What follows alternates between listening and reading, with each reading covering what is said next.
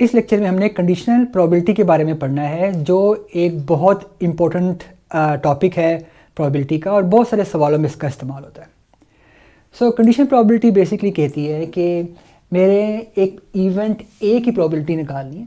सो मैंने एक फाइंड करना है probability of event A given that मुझे बी के बारे में पहले से पता लग गया, मुझे कोई इनसाइड इन्फॉर्मेशन है किसी एक और इवेंट के बारे में कि बी हो गया है, तो मैंने ए निकालना है गिवन कि बी हो गया। सो बेसिकली ये वाला जो है मुझे बता रहा है कि फाइंड प्रोबेबिलिटी ऑफ ए, जो ये वाला बार का साइन है ये रिप्रेजेंट करता है given that B has occurred.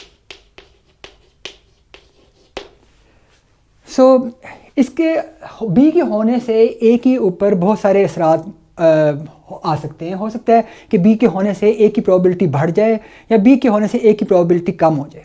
तो इसकी दो एग्जांपल्स करके देखते हैं। तो एग्जांपल इस तरह से है कि कुछ इवेंट्स मेरे पास है, मेरे पास एक इवेंट ए है कि स्टूडेंट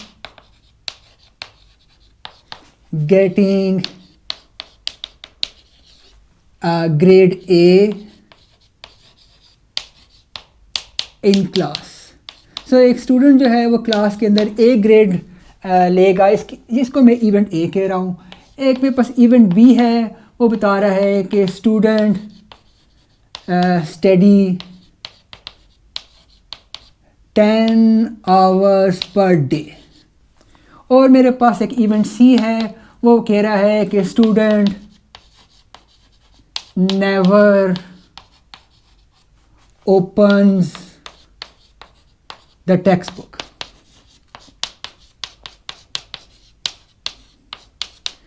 सो अगर मैं आपसे कहूँ कि जी प्रोबेबिलिटी ऑफ जो इवेंट ए है कि उसके होने की प्रोबेबिलिटी जो है वो 20% है, विच इज़ 0.20। सो ए की प्रोबेबिलिटी 20% है। सो जो प्रोबेबिलिटी ऑफ ए, अगर मुझे पता लगे कि जी ऐसे ख़ास स्टूडेंट की बात हो रही है जो 10 आवर्स अ डे पढ़ता है, तो क्या ए की प्रोबेबिलिटी पर असर पड़ेगा? तो ये कोई आम स्टूडेंट नहीं, ये ख़ास एक स्टूडेंट है कि जो 10 आवर अ डे पढ़ता है। तो ऑब्वियसली इस केस में जो प्रोबेबिलिटी ऑफ ए है वो 0.20% से बढ़ जाएगी, 0.20 से बढ़ जाएगी। इसी तरह से अगर मैं आपसे कहूँ कि जी प्रोबेबिलिटी ऑफ ए, किसी ख़ास स्टूडेंट की बात हो रही है जिसने आज तक टेक्स्ट बुक खोला भी नहीं, लेट्स से गिवन सी, तो इस केस के अंदर प्रोबेबिलिटी ऑफ ए शायद 20% से कम हो जाएगी। तो एक्स्ट्रा इन्फॉर्मेशन जो है मेरे पास इस केस के अंदर वो बी है, मैंने ए को फाइंड करना है इसमें, और एक्स्ट्रा इन्फॉर्मेशन से जो है ए की प्रोबेबिलिटी में इजाफा हो गया। और यहाँ पे एक्स्ट्रा इन्फॉर्मेशन सी है, मैंने ए को फाइंड करना है, और एक्स्ट्रा इन्फॉर्मेशन से ए की प्रोबेबिलिटी जो है उसमें कमी आ गई। जो हमारे पास फार्मूला है probability of A given B का, वो कुछ इस तरह से है कि probability of A given B is equals to probability of A and B divided by probability of B. और इस केस के अंदर ये ज़रूरी है कि जो प्रोबेबिलिटी ऑफ बी है वो 0 के इक्वल ना हो, क्योंकि अगर प्रोबेबिलिटी ऑफ बी 0 के इक्वल होगी तो ये वाला फार्मूला हम नहीं लिख सकते, क्योंकि हम 0 से डिवाइड नहीं कर सकते। इस केस पे जो है ए गिवन बी इज़ अनडिफाइंड। सो ये वाला फार्मूला आया कहाँ से? तो उसके लिए हम वेन डायग्राम बनाते हैं। तो वेन डायग्राम हमारे पास इस तरह से है कि जी मेरे पास ये पूरी सैम्पल स्पेस है और इसमें डिफरेंट किस्म की प्रोबेबिलिटीज़ आ सकती हैं, और मेरे पास जो ये वाला एरिया है ये ए को रिप्रेजेंट कर रहा है, और मेरे पास ये वाला एरिया बी को रिप्रेजेंट कर रहा है। और मुझे पता लगा कि जी जो है बी वो हो गया है, यानी कि बी अकर कर गया है। इसका मतलब है अब मेरे पास जो सैम्पल स्पेस है उसका साइज रिड्यूस हो गया। अब मेरे पास सैम्पल स्पेस एस नहीं रही है, क्योंकि अब मेरे पास बी हो गया, जिसका मतलब सैम्पल स्पेस ये वाली बन गई है। जो नॉट बी है, जो बी कम्प्लीमेंट है, उसकी प्रोबेबिलिटी 0 हो गई है, ठीक है, क्योंकि बी हो गया। तो मेरे पास सैम्पल स्पेस ये बन गई है, मेरी न्यू सैम्पल स्पेस आ गई। तो इस केस में न्यू सैम्पल स्पेस जो है वो बी है। सो अब मैंने करना है कि इस केस के अंदर प्रोबेबिलिटी ऑफ ए क्या होगी। तो पता लगा कि इस केस के अंदर मैं इस वाले एरिया में इंटरेस्टेड हूँ जो बी और ए का इंटरसेक्शन है। सो इसलिए इस वजह से मेरे पास ये पूरी सैंपल स्पेस है, और ये वाला जो हिस्सा है जो बी और ए का इंटरसेक्शन है ये बेसिकली ए को बिलोंग करता है। तो इस वजह से मेरे पास फार्मूला आया कि जी probability of A given B is जो कॉमन एरिया है ए और बी में, और जो मेरे पास नई सैंपल स्पेस है उसकी प्रोबेबिलिटी। सो अब हम जो है इसकी कुछ एग्जांपल्स करते हैं ताकि जो है हमें कंसेप्ट और ज़्यादा क्लियर। एग्जांपल नंबर 1 में हमारे पास 2 डाइस हैं और हमने उन डाइस को रोल किया, और ये डाइस जो है ये 6 फेस डाइस नहीं है बल्कि ये 4 फेस डाइस हैं। हर डाइस के ऊपर 4 फेस हैं, 4 आउटपुट होती है डाइस की। और हमारे पास इस सवाल के 2 पार्ट हैं। पार्ट ए कहता है कि क्या प्रोबेबिलिटी है कि जो डाइस का रोल है उसका सम जो है वो 6 से बड़ा है, और पार्ट बी कहता है कि क्या प्रोबेबिलिटी है कि डाइस के रोल का सम 6 से बड़ा है गिवन दैट कि जो डाइस 2 है उस पे 4 आया हो। सो इस सवाल को हल करते हैं।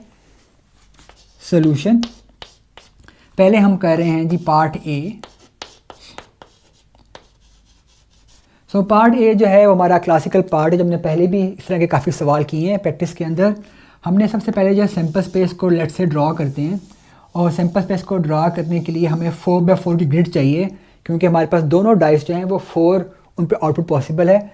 अज्यूम करें कि मेरे पास ये वाला मैं से कहता हूँ D1, ये डाइस नंबर 1 है, ये डाइस नंबर 2 है। मैं इनको चेंज भी कर सकता हूँ। सो डाइस नंबर 1 पे 1 आ सकता है, 2 आ सकता है, 3 आ सकता है, 4 आ सकता है। डाइस नंबर 2 पे 1 2 3 4 आ सकता है। सो मेरे पास ये ग्रिड बन गई, और मैंने ग्रिड के जो खाने हैं इन पे मैं जहाँ सम लिखूँगा कि मेरे पास सम क्या आ रहा है। सो 1 + 1 2 3 4 5 3 4 5 6 4 5 6 7 5 6 7 8, ये सारे सम आ गए।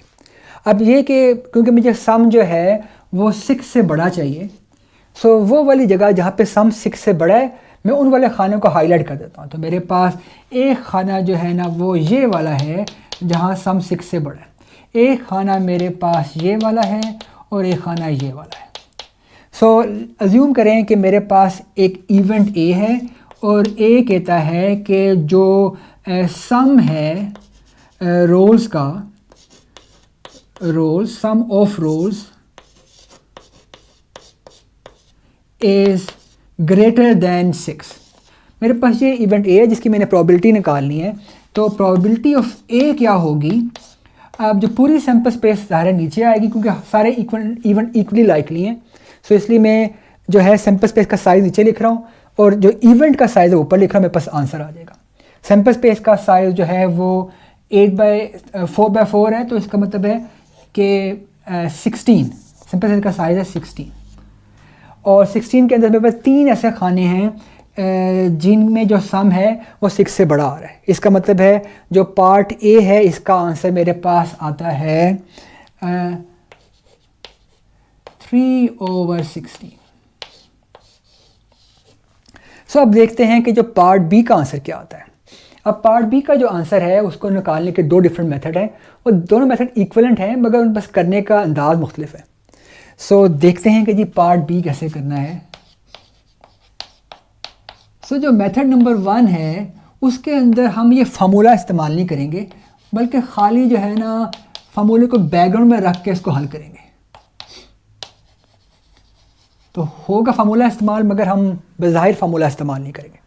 सो हमने कहा कि जी हमने लेट्स से हमारे पास एक इवेंट बी है, और बी कहता है कि डाइस 2 के ऊपर 4 आया है। So that dice 2 has 4 on it.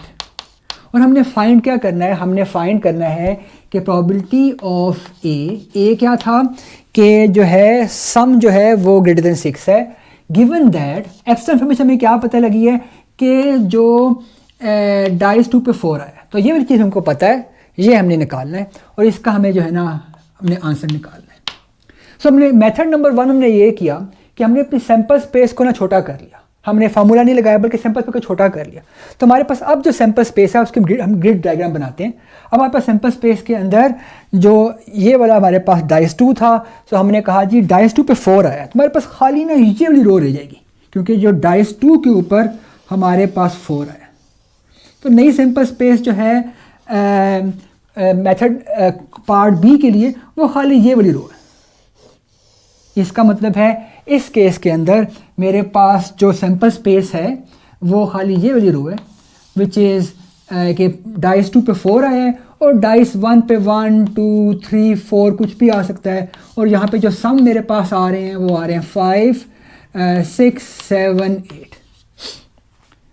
सो अब जब मैंने सैम्पल स्पेस को छोटा कर लिया, अब उसके बाद में ये गिवन बी को भूल जाए, अब मेरे पास सवाल जो है ना क्लासिकल सवाल बन गया। फिर मैंने क्या किया कि जी probability of A given B, अब मैंने गिवन बी का इस्तेमाल नहीं है, सैम्पल स्पेस छोटी हो गई है। मेरी सैम्पल स्पेस के अंदर कितने एलिमेंट्स हैं? 4, क्योंकि मेरे पास ये सैम्पल स्पेस है 1 2 3 4, टोटल 4 पॉसिबिलिटीज़ है सैम्पल स्पेस के अंदर। इनमें से कितने ऐसे पॉसिबिलिटीज़ हैं जिसके अंदर जो है सम जो है वो ग्रेटर देन 6 हो? सो वो वाले कौन से खाने हैं? एक मेरे पास ये वाला खाना है, एक मेरे पास ये वाला खाना है जिसमें जो सम है वो ग्रेटर देन 6 है। तो इसका मतलब है कि 2/6 2/4 विच इज़ इक्वल्स टू 1/2। सो इसका मतलब है कि जो पार्ट बी है इसका आंसर मेरे पास आया है 1/2। तो इस सवाल के अंदर जब मेरे पे एक्स्ट्रा इन्फॉर्मेशन अवेलेबल हुई तो जो है प्रोबेबिलिटी ए की है वो बढ़ गई है। पहले प्रोबेबिलिटी ऑफ ए की थी 3/16 और यहाँ भी मैंने प्रोबेबिलिटी ए की निकाली है, मगर हमें एक्स्ट्रा इन्फॉर्मेशन पता लग गई जो गिवन है बी के केस में, सो प्रोबेबिलिटी ए की बढ़ गई। सो देखते हैं मेथड नंबर 2 हमने जो है ना वो कैसे करना है। सो मेथड 2 के अंदर हमने जो है ये वाला फार्मूला लगाने की कोशिश करनी है। सो हमने इस केस में फार्मूले को अप्लाई करना है। हमने कहा जी probability of A given B is equals to probability of A intersection B divided by probability of B.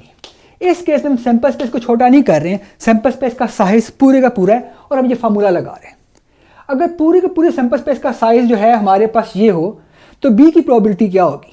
तो प्रोबेबिलिटी ऑफ बी क्या होगी? तो प्रोबेबिलिटी ऑफ बी ये है, बी मेरे पास जो है ना वो ये वाला खाना है और पूरी सैम्पल स्पेस जो है ना वो ये वाली है। इसका मतलब है कि मेरे पास जो है सैम्पल स्पेस का साइज़ यहाँ पे 16 ब्लॉक्स है और बी जो है वो क्योंकि ये वाला खाना है, बी के अंदर मेरे पास 4 पॉसिबिलिटीज़ हैं। इसका मतलब है क्योंकि बी मेरे पास क्या था कि बी मेरे पास से कि डाइस 2 पे 4 आया, डाइस 2 पे 4 यहाँ पर आया, तो ये 4 पॉसिबिलिटीज़ बी के अंदर है और सैम्पल स्पेस ये पूरी की पूरी है। इसका मतलब है ये आ रहा है 1/4।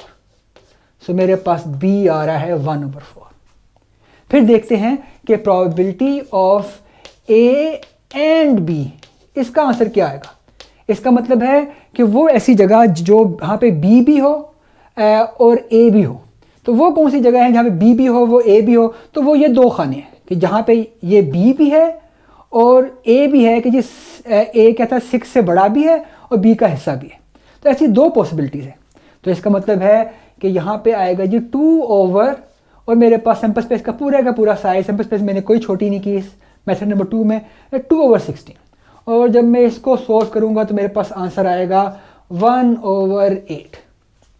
और जब यहाँ पे मैं लिखता हूँ जी, यहाँ पे मैं लिखता हूँ 1/8 और क्योंकि ये b नीचे है तो ये बन जाएगा 4/1। मैंने b को बेसिकली फ्लिप कर दिया मल्टीप्लाई करके, और इसका आंसर मेरे पास क्या आएगा? Once again 1/2। सो आंसर तो सेम आया, मगर इस केस में मैंने सैम्पल स्पेस को छोटा नहीं किया, मैंने ये प्रॉपर फार्मूला लगाया और मेरे पास आंसर फिर भी 1/2 आया जो पहले केस में आया था। मगर जब मैंने पहले केस में मैंने ये किया था कि सैम्पल स्पेस को छोटा कर दिया था, फिर मेरे पास जो सवाल था वो क्लासिकल सवाल बन गया था। दूसरे केस में मैंने ये किया है कि सैम्पल स्पेस को पूरे का पूरा रखा है और ये फार्मूला लगा के आंसर निकाला है।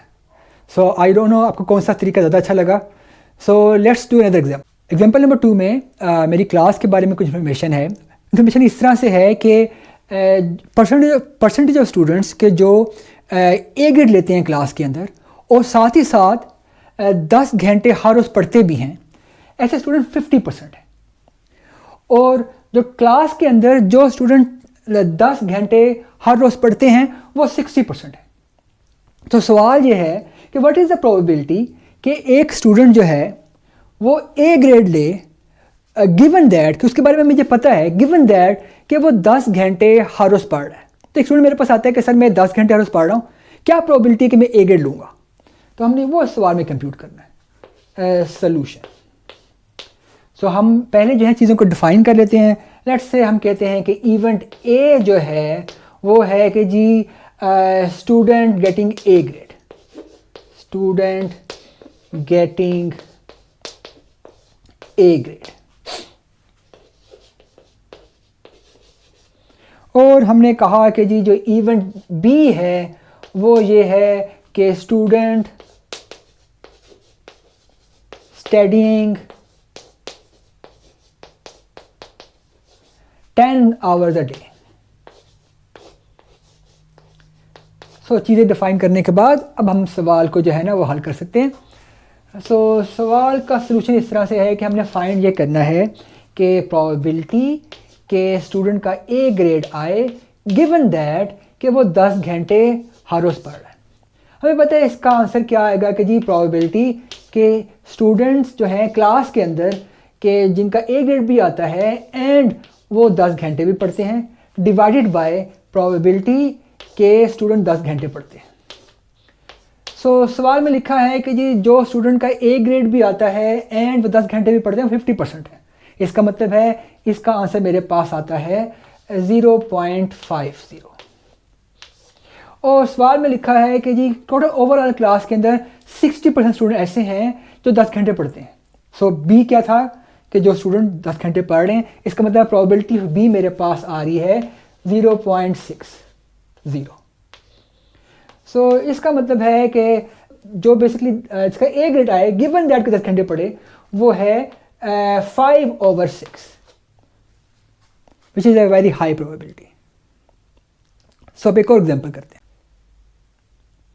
एग्जाम्पल नंबर 3 के अंदर मेरा एक नेबर है जो रिसेंटली मेरे घर के साथ शिफ्ट हुए हैं। उनके 2 चिल्ड्रन हैं और मैं एक चाइल्ड से मिला हूँ, वो चाइल्ड जो है वो बॉय है। सो सवाल में ये पूछा गया है कि क्या प्रोबेबिलिटी है कि दूसरा चाइल्ड जिससे मैं नहीं मिला हूँ वो गर्ल हो। सो कह रहा है कि जी what is the probability that one child is a girl given that the other child is a boy. So let's find the solution. So अब इस सवाल के अंदर हमें ये अजम्पशन करनी पड़ेगी कि जो गर्ल्स एंड बॉयज़ हैं उनके होने की प्रोबेबिलिटी इक्वल है। सो हमारे पास जो सैम्पल स्पेस इस तरह से बनती है कि हमारे पास सैम्पल स्पेस में हो सकता है कि दोनों चाइल्ड जो हैं वो बॉय हों। हमारे पास हो सकता है कि एक गर्ल पहला गर्ल हो दूसरी बॉय हो सकता है कि जो पहला बच्चा है वो बॉय हो सेकंड गर्ल हो और दोनों चाइल्ड जो है ना वो गर्ल्स हो, पहला भी गर्ल हो सेकंड भी गर्ल हो। तो ये हमारे पास सैम्पल स्पेस है और इस सैम्पल स्पेस के अंदर हमने ये निकालना है कि प्रोबेबिलिटी के जो है हमारे पास प्रोबेबिलिटी था कि गर्ल की गिवन दैट कि एक चाइल्ड जो हमें पता है कि वो बॉय है। सो हमें ये इसकी मैंने प्रोबेबिलिटी निकालनी है। तो इसका इज इक्वल टू आंसर क्या आएगा? आंसर आएगा कि प्रोबेबिलिटी कि गर्ल एंड बॉय की divided by probability of boy की। तो इसका आंसर इस तरह से आएगा। सो अब देखते हैं कि क्या प्रोबेबिलिटी है। अब क्योंकि हमारे पास इक्वली लाइकली है कि बॉय और गर्ल का होना, सो हमने ये अज्यूम किया है कि ये सारे के सारे जो हमारे पास ईच आउटकम है ये इसकी सेम प्रोबेबिलिटी है। तो मेरे पास इसकी भी 1/4 प्रोबेबिलिटी, क्योंकि 4 आउटकम है और इसका मतलब है सब की प्रोबेबिलिटी 1/4 है कि मेरे पास गर्ल और बॉय इक्वली लाइकली है। सो अब देखना है कि क्या इसकी क्या प्रोबेबिलिटी है कि मेरे पास दोनों में से एक गर्ल हो और एक बॉय हो। सो मेरे पास ये वाला जो सेट है इसमें कितने एलिमेंट्स हैं कि जी जो गर्ल एंड बॉय वाला, इस सेट के अंदर मेरे पास एलिमेंट्स हैं या तो गर्ल बॉय या बॉय गर्ल। इस सेट में 2 एलिमेंट्स हैं और जो टोटल सैंपल स्पेस है उसमें 4 एलिमेंट्स हैं। तो इसका मतलब है कि probability of girl and boy वो इक्वल्स टू होगा 2 over size of sample space जो 4 है। तो मेरे पास probability of girl and boy आया है 2/4। अब प्रोबेबिलिटी ऑफ बॉय, अब पता नहीं पहले वाला बॉय है कि दूसरे वाला बॉय है, मुझे ये नहीं पता। सो जो प्रोबेबिलिटी ऑफ बॉय है उसमें मेरे पास क्या है कि सैंपल स्पेस का साइज तो 4 है और कितनी मेरे पास पॉसिबल आउटकम है जिसमें मेरे पास एक जो है ना वो बॉय हो सकता है। तो मेरे पास एक बॉय पहली आउटकम में हो सकता है एक बॉय यहाँ हो सकता है, एक बॉय यहाँ हो सकता है, एक बॉय यहाँ हो सकता है। तो 3 पॉसिबिलिटीज़ हैं जिसमें मेरे पास बॉय हो सकता है। सो ये वाली और ये वाली, इसका मतलब है 3 पॉसिबिलिटीज़ में मेरे पास एक बच्चा बॉय हो सकता है, टोटल 4 पॉसिबिलिटीज़ है। तो इसका आंसर 3/4 है। तो मेरे पास नीचे आएगा 3/4 और जो है 4 से 4 कट जाएगा, तो मेरे पास आंसर आएगा 2/3। तो इसका मतलब है कि जो प्रोबेबिलिटी है कि मेरे पास जो दूसरा बच्चा है जो मैंने नहीं देखा वो गर्ल हो, गिवन दैट कि एक बच्चा जो मैंने देखा है वो बॉय हो, वो 2/3 है। सो आई होप कि इससे आपकी कंडीशन प्रोबेबिलिटी के कुछ कंसेप्ट क्लियर होंगे। सो नेक्स्ट लेक्चर के अंदर हम मल्टीप्लिकेशन रूल के बारे में पढ़ते हैं।